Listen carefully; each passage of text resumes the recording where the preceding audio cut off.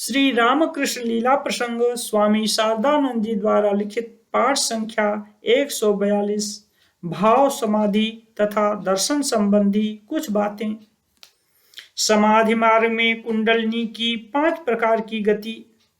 कुंडलिनी शक्ति के सुषुम्ना मार्ग से उठते समय जिन जिन रूपों का अनुभव होता है, श्री रामकृष्ण देव उस संबंध में विशेष रूप से यह कहा करते थे। देखो, जो सरसर करती हुई मस्तक पर चढ़ती है, वह सर्वदा एक ही प्रकार से चढ़ा नहीं करती। शास्त्रों में उसकी 5 प्रकार की गति का उल्लेख किया गया है। जैसे पहला, पिपीलिका गति।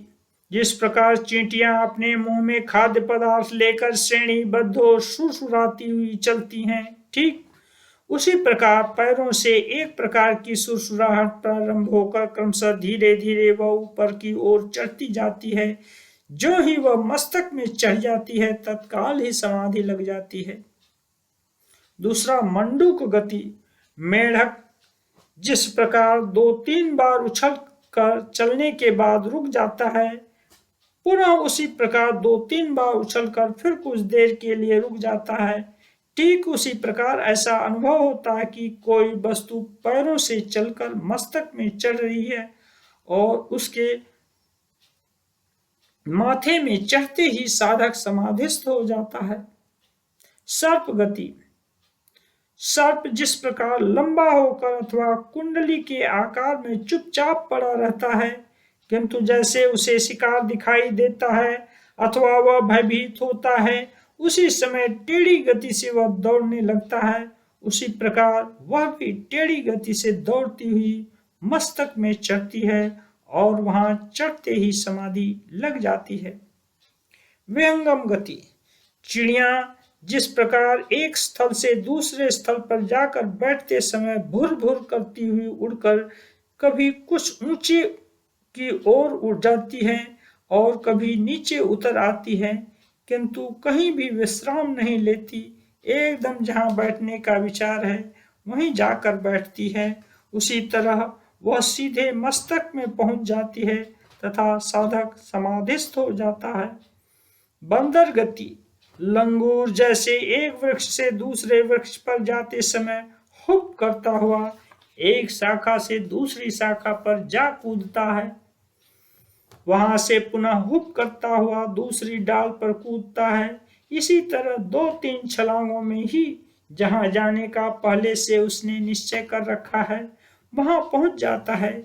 इसी प्रकार यह अनुभव होता है कि वह भी 2-3 छलांगों में ही मस्तक में पहुंच जाती है और उसके वहां पहुंचते ही समाधि लग जाती है। वेदांत की 7 भूमिकाएं तथा प्रत्येक भूमि में उपलब्ध आध्यात्मिक दर्शन के संबंध में श्री रामकृष्ण देव की उक्ति। कुंडलिनी शक्ति के सुषुम्ना मार्ग से ऊपर उठते समय प्रत्येक चक्र में क्या क्या दर्शन प्राप्त होते हैं, इस संबंध में श्री रामकृष्ण देव कहा करते थे। वेदांत में 7 भूमिकाओं का उल्लेख किया गया है। प्रत्येक भूमि से भिन्न भिन्न प्रकार का दर्शन होता है। स्वभावतः ही मन नीचे की 3 भूमिकाओं में उतरता चढ़ता रहता है, उस ओर ही उसकी दृष्टि निबद्ध है। गुदा, लिंग तथा नाभि, खाना पहनना तथा रमण इत्यादि में ही वह संलग्न रहता है। उन 3 भूमियों को त्याग कर जब वह हृदय पर चढ़ता है, तब उसे ज्योति का दर्शन मिलता है, किंतु कभी कभी हृदय में पहुंचने पर भी मन पुनः नीचे की 3 भूमि गुदा, लिंग तथा नाभि में उतर जाता है। हृदय का अतिक्रमण कर जब किसी का मन कंठ में पहुंचता है, उस समय उसके लिए ईश्वरीय चर्चा को छोड़कर अन्य किसी प्रकार के विषय आदि की बातें करना संभव नहीं होता है। उस स्थिति में मेरी ऐसी दशा होती थी कि यदि कोई विषयों की चर्चा करने लगता तो मुझे ऐसा मालूम होता था कि मानो मेरे मस्तक पर कोई लाठी से प्रहार कर रहा है। तब मैं पंचवटी भाग जाता था, जहां उन चर्चाओं को सुनने की कोई संभावना नहीं रहती। विषयी भोग लोलुप व्यक्ति को देखते ही भयभीत होकर मैं छिप जाया करता था। आत्मीय वर कुएं के सदृश प्रतीत होते थे। ऐसा मालूम होता था कि मानो वे मुझे घसीट कर कुएं में डालना चाहते हैं, एक बार उसमें गिर जाने पर फिर से मेरे लिए उठना संभव न होगा। मेरा दम घुट जाया करता था। ऐसा प्रतीत होता था कि प्राण निकलने वाले हैं। वहां से भाग जाने पर तब कहीं मुझे शांति मिलती थी। कंठ में पहुंचते कंठ में पहुंचने पर भी पुनः मन गुदा लिंग तथा नाभि में उतर सकता है, इसलिए उस समय भी सावधान रहना पड़ता है। तदनंतर कंठ का अतिक्रमण कर जब किसी का मन भौहों के मध्य स्थल पर पहुंच जाता है, तब उसे पतन की आशंका नहीं रहती। उस समय परमात्मा के दर्शन का वह निरंतर समाधिस्थ रहता है। उसके तथा सहस्रार के बीच में कांच की तरह एक स्वच्छ आवरण मात्र का व्यवधान रहता है। उस समय परमात्मा इतने निकट रहते हैं कि ऐसा प्रतीत होता है कि मानो मैं उनके साथ मिश्रित हो चुका हूँ, एक हो चुका हूँ, किंतु उस समय भी एकात्मता नहीं होती है। वहां से मन यदि कभी उतरे तो अधिक समय से अधिक कंठ या हृदय तक उतरता है, उससे नीचे नहीं उतर पाता है। जीव कोटि के लोग वहां से फिर नीचे नहीं उतरते।